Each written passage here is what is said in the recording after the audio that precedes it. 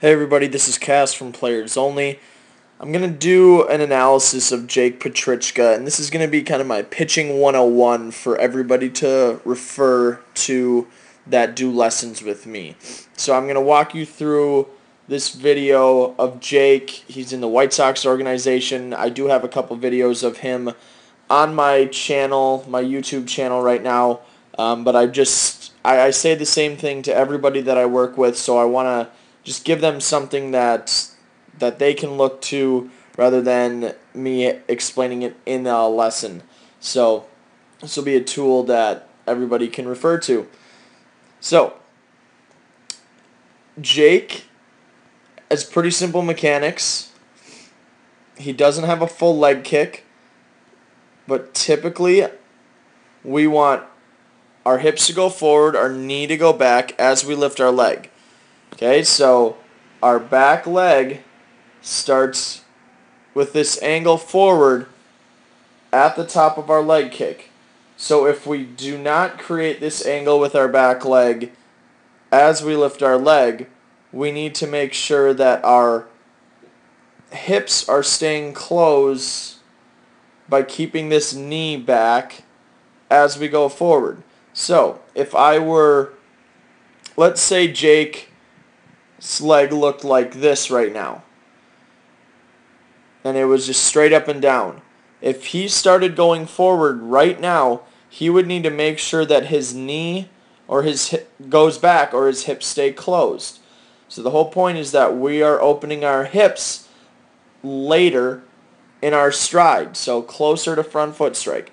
So the first thing I'm looking for when I have any lesson is, are you going forward? Are you creating momentum towards your target, and is it happening early?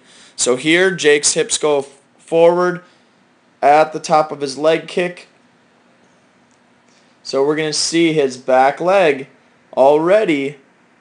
This is about the point where his front knee breaks his hip, right around here. And I want to see a good linear angle of that back leg. Okay, a lot of kids are going to have a leg that looks like this or much more vertical at this point. Okay, that's going to decrease our ability to throw the ball as hard as we want and throw the ball where we want. Okay, so go back to our leg kick. Talk about our hands and feet working together. So as Jake's leg goes down, his hands go down. So his hands and feet are going to be separating at the same rate. So we don't see his hands separating faster than his feet. And this is one of the most common things that I see with young pitchers is guys will separate their hands or break their hands faster than their feet separate. Okay, so we can see this is working together. The big thing here, though, is how he's using his back leg throughout this whole motion. His back leg is taking him towards his target in a very aggressive manner. Okay, so once we hit the ground, this is his foot touching the ground. This is his foot planting and his front leg stabilizing. So at this point, I call his upper half equal and opposite right here. So as soon as I see this, we should be landing on the ground. If I see this earlier, now we have a timing issue where we're turning our shoulders too soon. So we want this equal and opposite, meaning that my arm is at this angle, close to a 90-degree angle, and my front elbow and front shoulder are on my target. So I call this equal and opposite. That's the upper half. This is what I'm talking about. That's equal and opposite.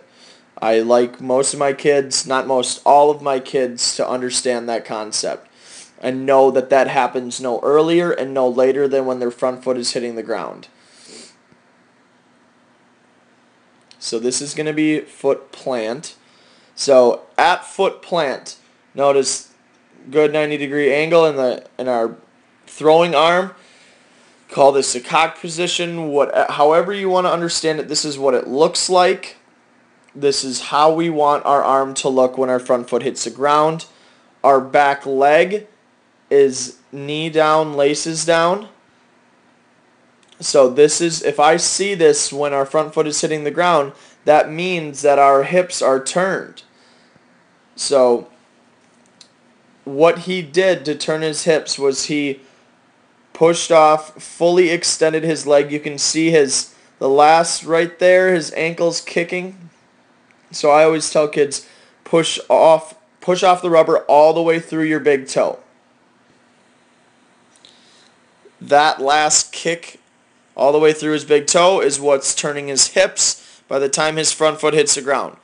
So the reason why Jake is a professional baseball player is in large part because of his ability to turn his hips before his front foot hits the ground. Okay, I want you to focus on his front leg right now. We're going to watch his knee.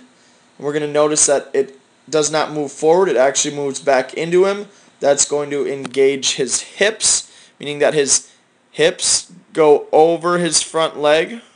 Right here you can see that they are going up as the ball is coming out of his hand. Okay, so one more time. As we lift our leg, our hips go forward, knee goes back.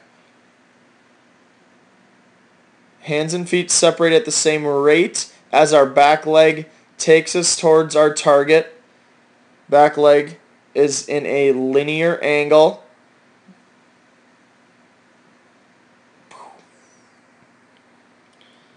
So at front foot strike, we got a great angle towards our target. With our back leg, we are in equal and opposite. No earlier and no later than when our front foot hits the ground. At plant, front leg stabilizes.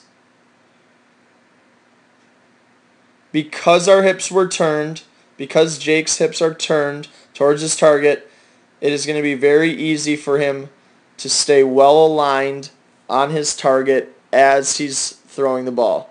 So if we saw him from behind right now, his head would be going straight towards his target, ball down in the zone. Okay? So hopefully that was helpful. If you have any questions, feel free to contact me.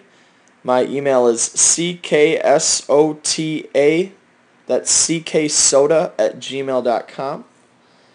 Or you can just say hi to me next time you're in at Players Only. Thanks, guys, and I will talk to you soon.